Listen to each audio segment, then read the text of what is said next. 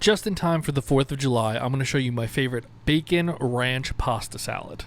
So I was seeing all these videos of Europeans in America for the World Cup obsessing over ranch dressing, so I was like, I actually think I have a recipe to utilize that, and it's a bacon ranch pasta salad. So we're going to start with some tricolor rotini. You could use whatever pasta you want. The ranch element here is going to be the dip mix. You want that powdered ranch. Then we're going to add in some bacon bits and some canned chicken, so it's like chicken bacon ranch. I think the canned and the bagged bacon bits chicken are so much better for this recipe than fresh, but if you want to use fresh ingredients, totally fine. Veggies, we will go fresh though. We got some tri-colored tomato, cherry tomatoes, and a little bit of asparagus. Some people add peas to this. I think that's a little weird, but if you like peas, that is a very common ingredient. We're just going to cut the bottoms off the asparagus, and then I'm going to cut these into bite-sized pieces.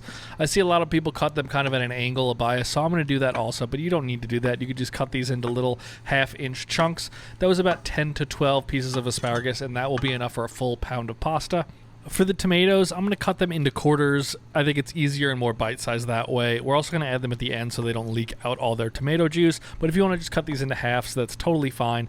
And add as many as you'd like. That was probably 10 or 15 little tomatoes for a full pound of this pasta. And now we're just going to cook the pasta. We're going to add it to some slightly salted boiling water. Don't go too salty here because the seasoning mix we're going to use is very salty. It says al dente is 7 to 8 minutes. So we're going to cook this for 4 minutes. Then we're going to throw the asparagus in right here after 4 minutes. Cook that for 2 more minutes, bringing the total pasta cook time to around 6 minutes.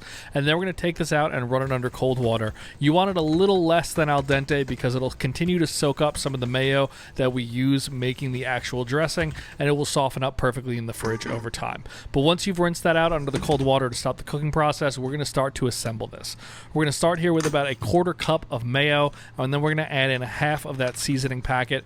If you want to add the whole thing right away, that's totally fine. That's what I end up doing. But I like to add it little by little just to make sure we're really getting where we want.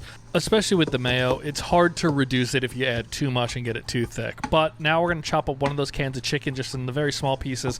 And then we're also going to throw in the bacon bits here as well, as much as you'd like. I use about half a bag. But I think the bagged bacon bits and the canned chicken play a little nicer in this recipe. They're more subtle. The regular bacon is very salty, so it kind of overpowers. I think the bacon bits are nicer in that aspect.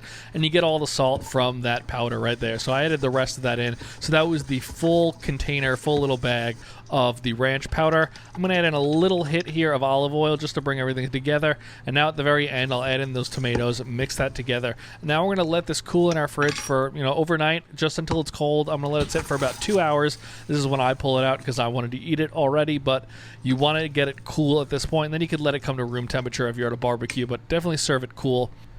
To eat it, I like to add a little bit extra to this. You don't need to do this, but I like to top it with some fresh tomatoes. I'm going to put on some more bacon bits, and then I'm going to top it with a little bit of parm and a little bit of olive oil, as if this was almost a regular pasta dish. You don't need to do any of this. If you're at a barbecue, just put it in a quart container or pint container and throw it out on your table.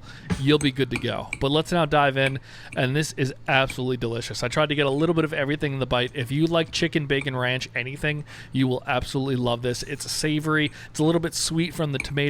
You get the freshness from the asparagus. It's just absolutely delicious. It's very unique. It's way different than a regular pasta salad, but I think your barbecue guests will absolutely love this recipe.